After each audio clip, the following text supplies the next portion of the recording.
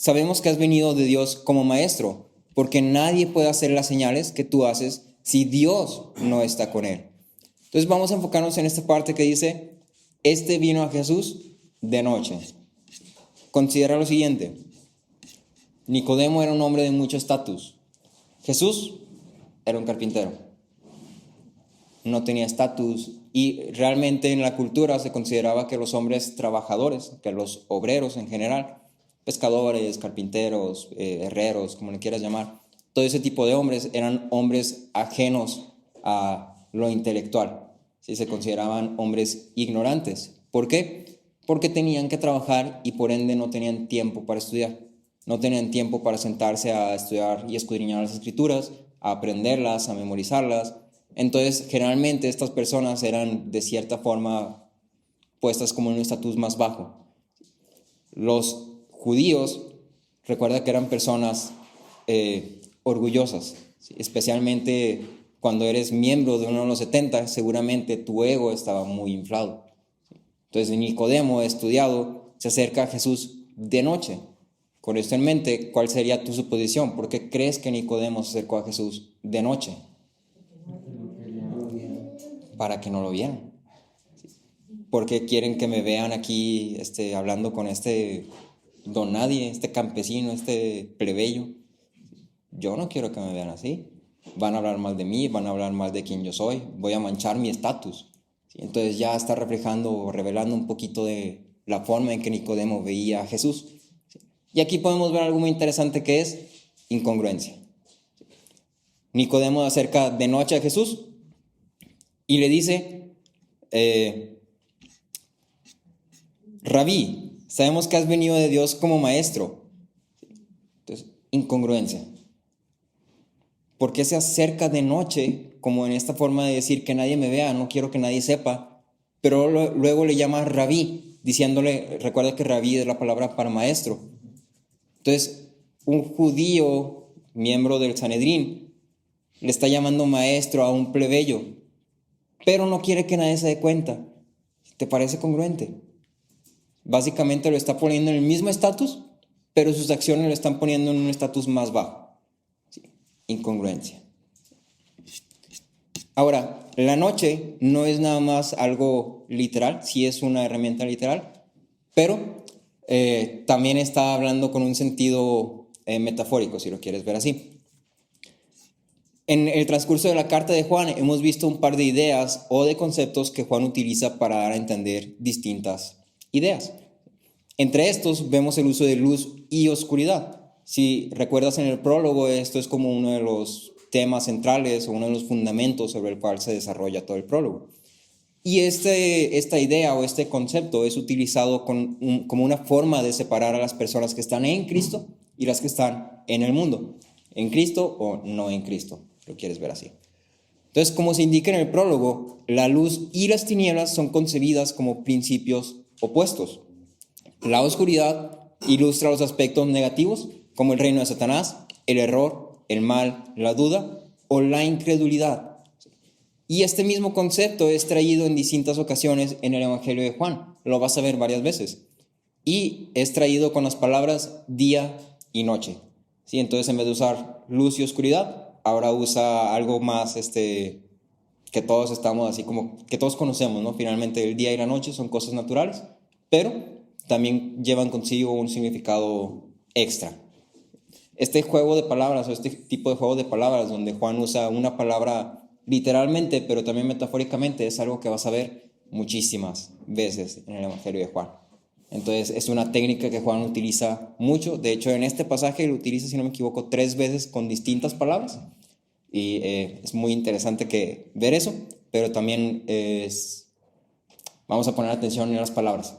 Si tienen doble significado, seguramente tiene algo ahí de propósito o de intención del autor. Entonces hay que buscar así como muy cuidadosa y meticulosamente. Si me ayudan a leer unas citas, Juan 1, 4 y 5, Juan 11, 9 y 10 y Juan 13, 30.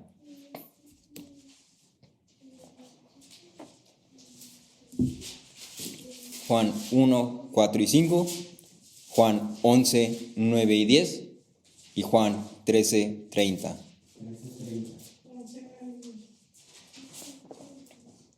13:30 dice: cuando él, pues, hubo tomado el bocado, luego salió y era ya de noche. Ajá. Entonces, dice él, se está refiriendo a Judas. ¿Sí? Cuando Judas, después de recibir el bocado, salió inmediatamente y ya era de noche. Entonces, fíjate en esta parte, como no especifica tiempo, pero especifica día o noche. Franci. Jesús respondió: no hay 12 horas en el día. Si alguien anda de día no tropieza porque ve la luz de este mundo, pero si alguien anda de noche tropieza porque la luz no está en él. Entonces vemos ahí muy explícitamente, muy evidentemente este uso, esta conexión, ¿no? Noche, tropieza. Día, hay luz, por ende, no tropieza. Juan 1, 4 y 5. Dice, en él estaba la vida y la vida era la luz de los hombres. La luz brilla en las tinieblas y las tinieblas no la comprendieron. Ajá. Entonces, Juan 1, 4 y 5 es el versículo del prólogo donde se empieza a fundamentar todo este concepto, toda esta idea que Juan utiliza en el resto del Evangelio. ¿Sí? Entonces, el punto aquí es que con esto en mente, con esto que estamos viendo, cuando se dice que Nicodemo vino a Jesús de noche, hay dos ideas, una literal y otra metafórica que se refiere al aspecto espiritual. La literal es que Nicodemo, al ser miembro del Sanedrín, por temor a ser identificado por otros, conversando con un obrero ignorante, un plebeyo, utiliza la noche como una cubierta, que nadie me vea. Esto le muestra un poco de la forma en la que Nicodemo veía a Jesús, no entendiendo que el Hijo de Dios estaba frente a él. Era un maestro enviado por Dios, y ya. Por otro lado, la palabra noche tiene ese sentido metafórico que, como lo vimos previamente, se refiere a una oscuridad espiritual o tinieblas, y establece la idea de que Nicodemo no había sido alumbrado por la luz, por el Evangelio, por Cristo mismo. Entonces, con esto en mente, vamos a hablar un poquito de esta confesión que hace Nicodemo. En el mismo versículo dice: Rabí, sabemos que has venido de Dios como maestro, porque nadie puede hacer las señales que tú haces si Dios no está con él.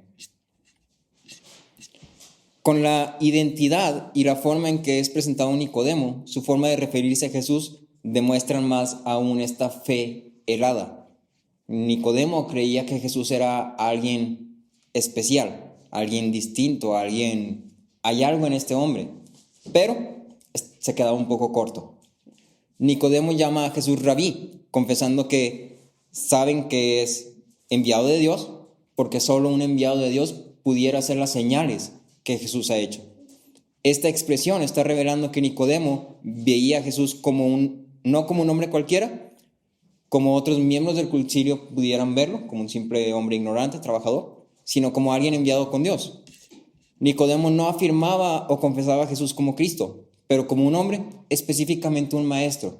¿Sí? Los maestros eran de un estatus más alto que los obreros o que los trabajadores, porque tenían estudios, si lo quieres ver así, porque sabían de las escrituras, porque escudriñaban. Entonces, intelecto es mejor estatus, básicamente. Sí, esta era la cultura en ese entonces. Entonces, cuando Nicodemo se acerca y le dice maestro, ya lo está colocando un poquito más arriba.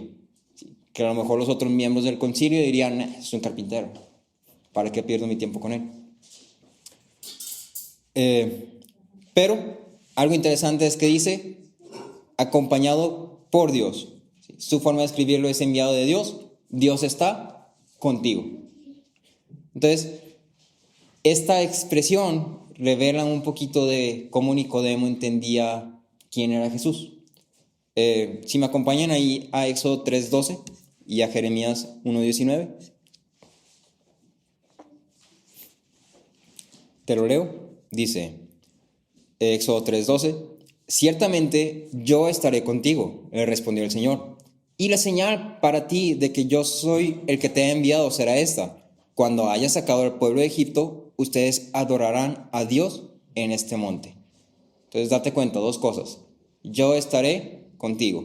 Era un hombre a quien Dios acompañaba. Y otra cosa, había una señal que demostraba que Dios estaba con este hombre. ¿Sí? Jeremías 1:19. Pelearán contra ti, pero no te vencerán, porque yo estoy contigo, declara el Señor, para librarte.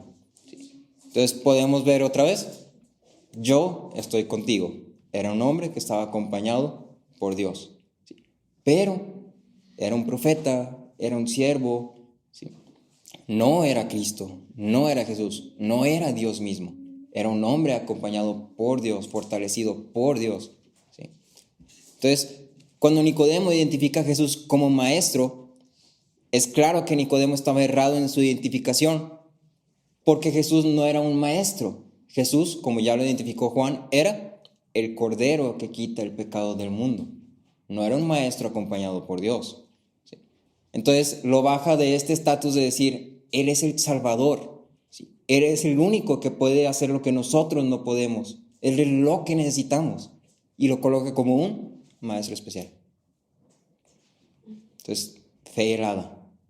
Creía de una forma, pero era fe insuficiente, era fe incompleta, era fe sin fundamento. Otro de los puntos a destacar en la confesión de Nicodemo es su razonamiento. Nicodemo fundamentaba su conocimiento de Jesús como enviado por Dios en las señales que hizo. Nicodemo decía que Jesús era un maestro enviado y acompañado por Dios por las señales. ¿Dónde estaba puesta la fe de Nicodemo? En las señales. ¿Sí?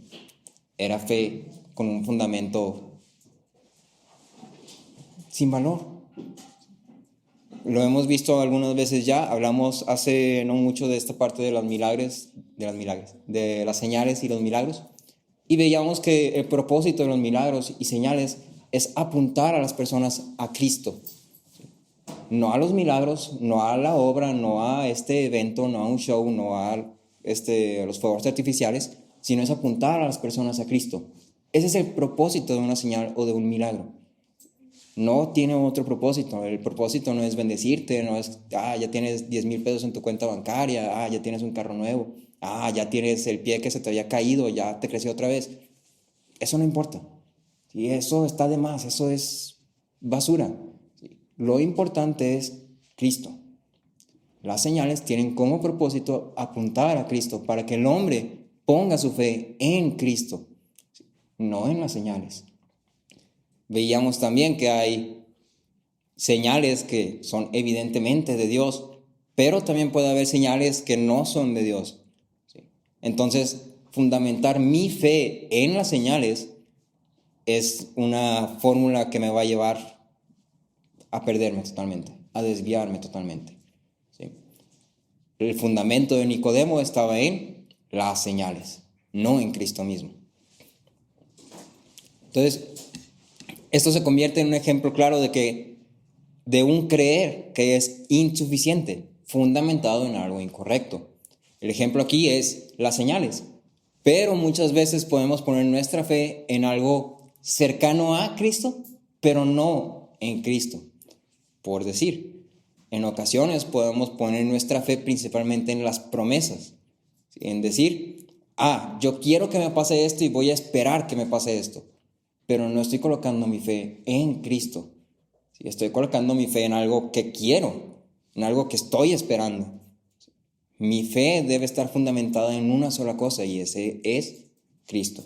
Entonces, este es un llamado de atención para todos nosotros en decir sobre qué estamos fundamentando nuestra fe. Cuando pensamos en el mensaje del Evangelio, cuando pensamos en Cristo murió por nosotros, cuando pensamos en toda esta obra de redención, ¿mi fe está fundamentada en lo que espero que me pase en futuro? ¿O está fundamentada en lo que Cristo ya hizo por mí? A esta confesión que hace Nicodemo, en el versículo 3, Jesús contesta, en verdad te digo que el que no nace de nuevo no puede ver el reino de Dios. Es una respuesta muy curiosa, ¿no? Nicodemo le dice, maestro, Dios te envió, todas esas señales. Y Jesús le responde, nada que ver. La respuesta de Jesús es, nada que ver. No confronta el hecho de que sea maestro, no confronta el hecho de que se haya acercado de noche, no confronta el hecho de que las señales, los milagros, de que es enviado por Dios o que está acompañado por Dios. Lo que él le dice, no sabes, se nota que no sabes. Esa es la respuesta de Jesús, ¿sí? Y le dice, en verdad te digo, el que no nace de nuevo no puede ver el reino de Dios. Básicamente le está diciendo, no te has dado cuenta de nada en absoluto. No lo culpa, le da una razón. Entonces vamos a ver esta respuesta. A la luz de los hechos, Jesús responde a Nicodemo poniendo de lado su confesión errada y poniendo el énfasis en la capacidad del hombre. Si te das cuenta, Jesús ni siquiera se refiere a Nicodemo como diciendo, tú no puedes ver el reino porque tú no has nacido de nuevo. La respuesta de Jesús la abre totalmente a todos los hombres. Sí, Jesús no está hablando solamente a Nicodemo, sino está dando un principio general para todos los hombres. Esta respuesta abre con la expresión, de verdad te digo. Esta expresión es utilizada repetidas veces y cumple dos propósitos. El primero es atraer la atención del oyente, dando gran énfasis a lo que está por decirse. Es como una forma de decir, pon mucha atención a esto que te voy a decir, ¿sí? Porque es importante. Y luego ya da una respuesta. La segunda es que es una forma en la que el autor también nos demuestra un principio que está por declararse. Entonces, cuando dice, de verdad te digo, pongamos atención. ¿Qué es lo que está diciendo Jesús? ¿Y cómo es que esto afecta a la fe cristiana? ¿Qué es lo que me está queriendo enseñar de la fe cristiana? Entonces, da pie a un principio de la fe cristiana.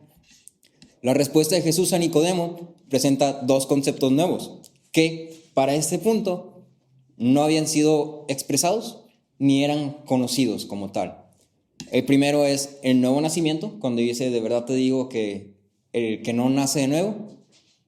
Y luego el segundo es, no puede ver el reino de Dios. Para este momento es el concepto de nuevo nacimiento. ¿Qué es eso? ¿A qué me estás hablando? Y el concepto del reino de Dios, tal vez pudiera Nicodemo vincular algunas ideas y llegar así al punto clave, porque sí se menciona algo del reinado de Dios o de Dios como rey, pero no de un reino, solamente de como Dios como rey. ¿Sí? Entonces, como ideas cercanas, pero no exactamente esa. Entonces, hablemos primero del nuevo nacimiento. Esta nueva idea que es presentada por Jesús de un nuevo nacimiento tiene cierto peso especial para un judío como Nicodemo.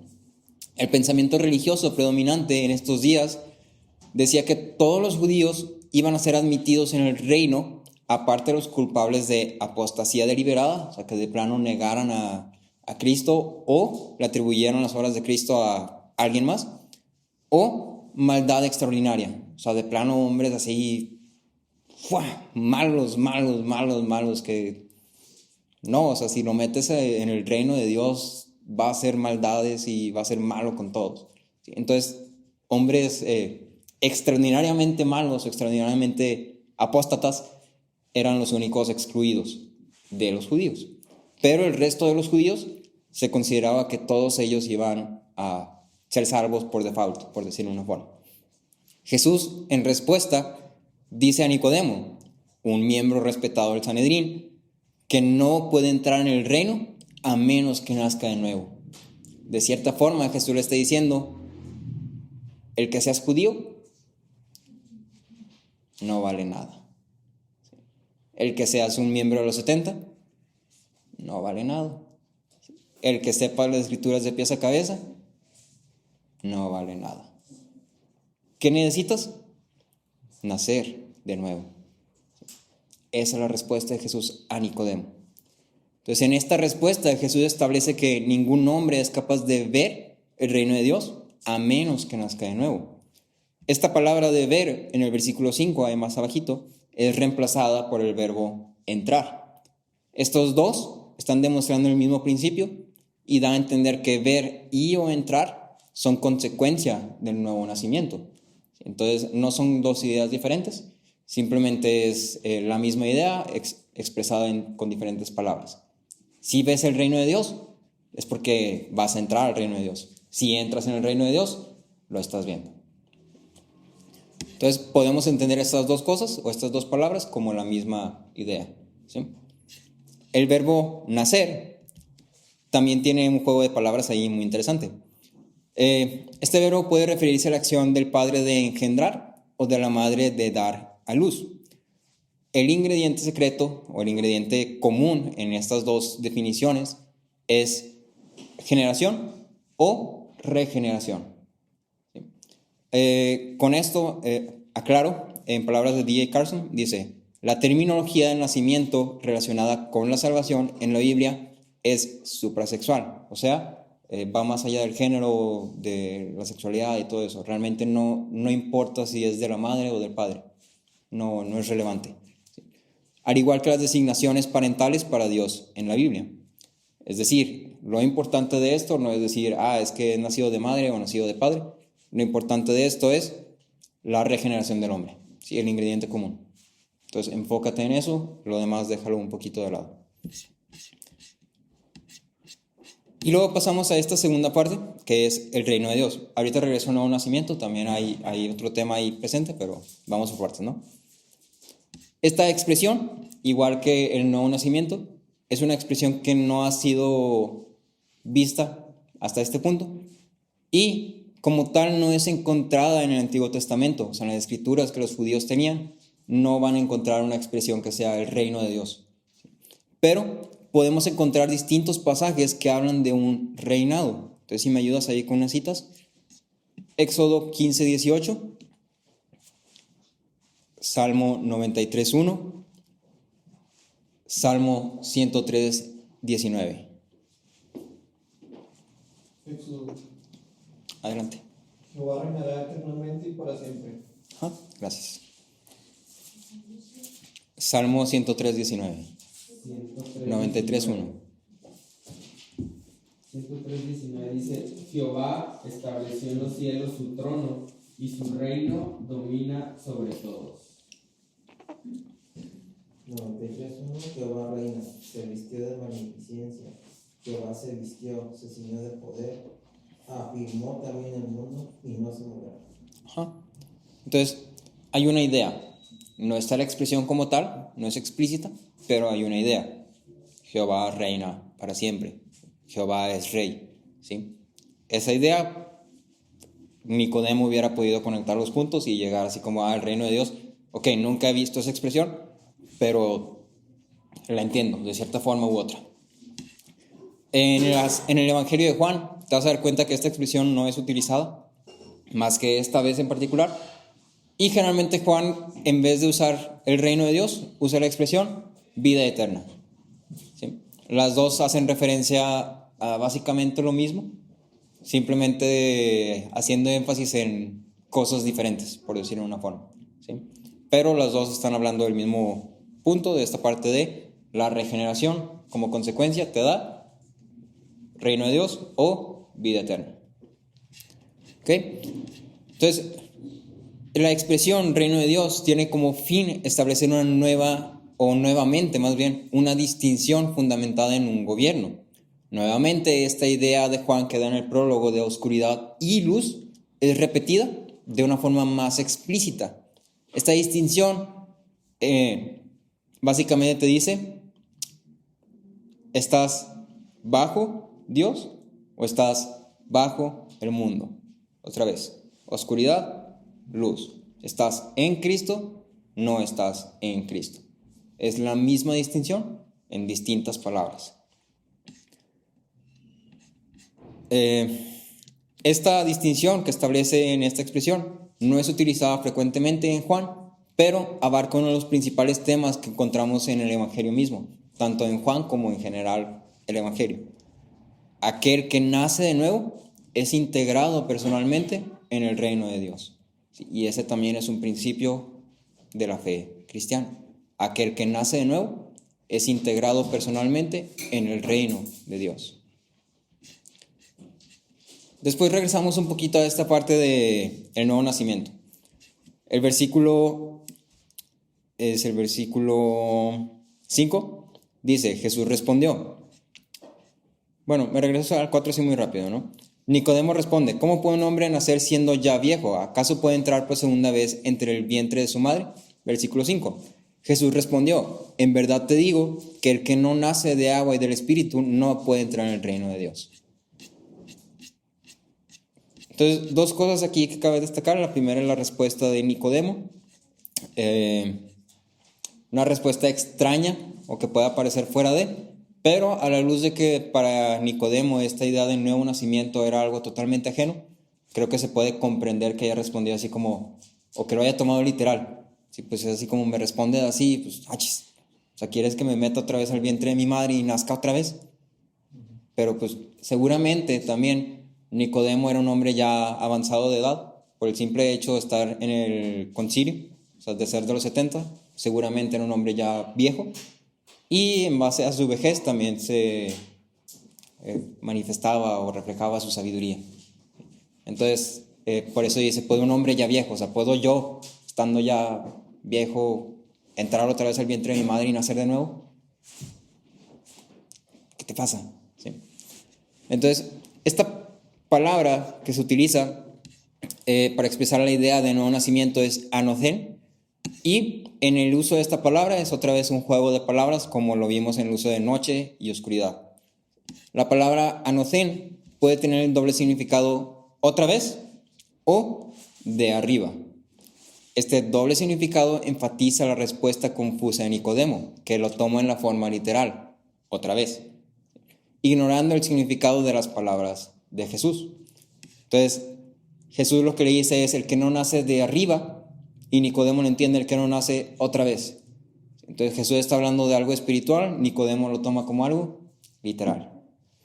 Su cuestionamiento sobre la posibilidad de nacer cuando uno es viejo o del reingreso en el vientre de una madre son comprensibles para alguien que no había sido expuesta a esta idea de regeneración nunca antes.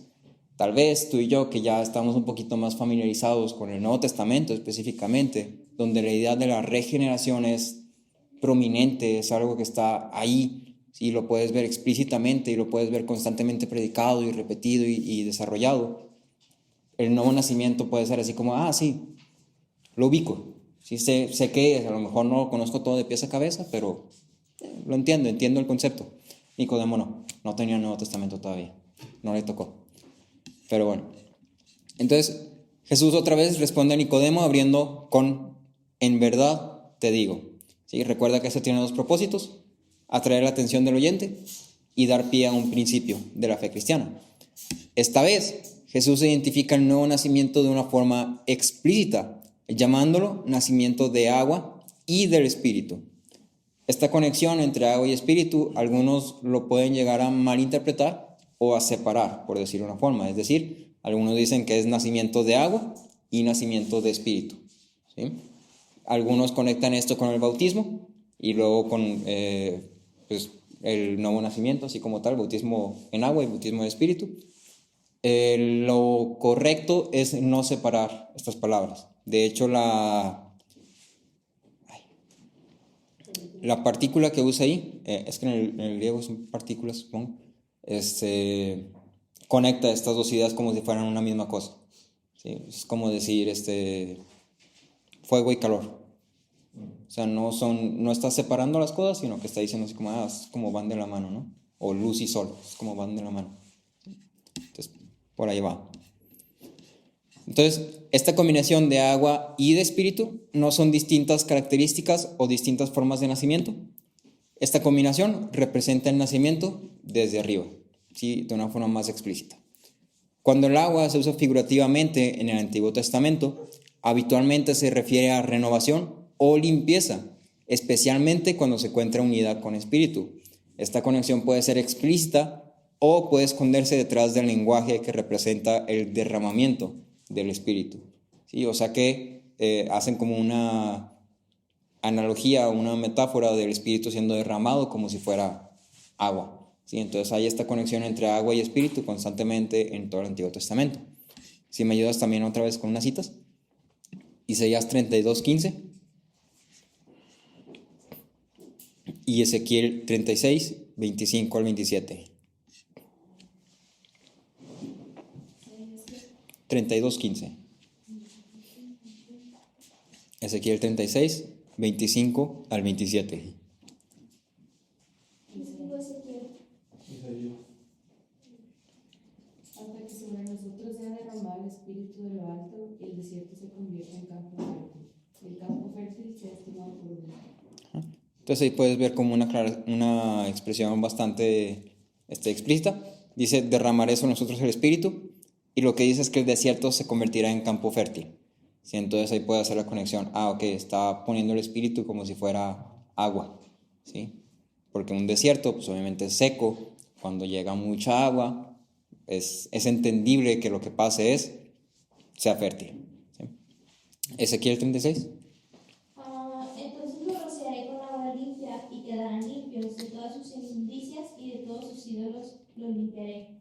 Además les daré un corazón nuevo y pondré un espíritu nuevo dentro de ustedes. Quitaré de su carne el corazón de piedra y les daré un corazón de carne. Pondré dentro de ustedes mi espíritu y haré que anden de mis estatutos y que cumplan cuidadosamente mis ordenanzas. Okay. Entonces otra vez vemos esta parte donde se conectan agua, limpieza y espíritu. ¿Sí? Entonces esta idea expresada por Jesús se resume en lo siguiente: el nacimiento de agua y espíritu es el nuevo nacimiento o el nacimiento de arriba, el cual regenera a los hombres y da la capacidad de ver el reino de Dios. Era lo que Nicodemo necesitaba, y por la razón por la cual Nicodemo no entendía quién era Jesús, por la cual lo identificó como un maestro, ¿sí? Y no como el Cordero que quita el pecado del mundo. Jesús contrapone esto con el nacimiento de carne. Esto no se refiere a la naturaleza carnal pecaminosa, como lo vemos en las cartas de Pablo, cuando usa el término carne para referirse a lo mundano, pecado y todo esto, sino que aquí habla del nacimiento físico como tal. Cuando dice el nacimiento de carne, se habla del nacimiento físico. O sea, yo nací de mi mamá, él nació de su mamá. Y esto lo podemos argumentar diciendo que finalmente la idea que está presente aquí es que Jesús nació de carne, pero también de espíritu. ¿Sí? Entonces, este contraste no establece una diferencia entre la naturaleza humana diciendo unos mejores que otros, unos espirituales, otros carnales, sino que está dictando una distinción entre los hombres, nacidos de carne, y Dios. ¿Sí? Y lo que está diciendo es, necesita ser nacido del espíritu.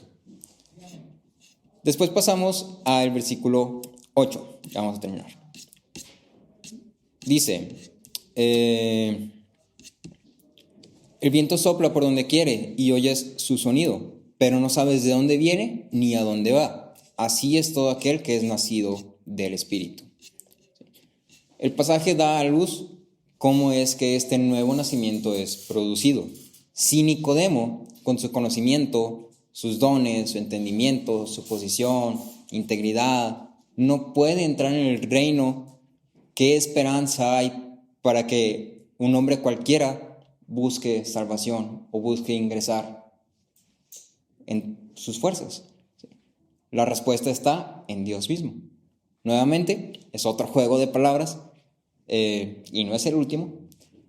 La comparativa del viento y espíritu cobra mayor sentido en el texto original, donde la palabra pneuma, significa las dos cosas, viento y espíritu.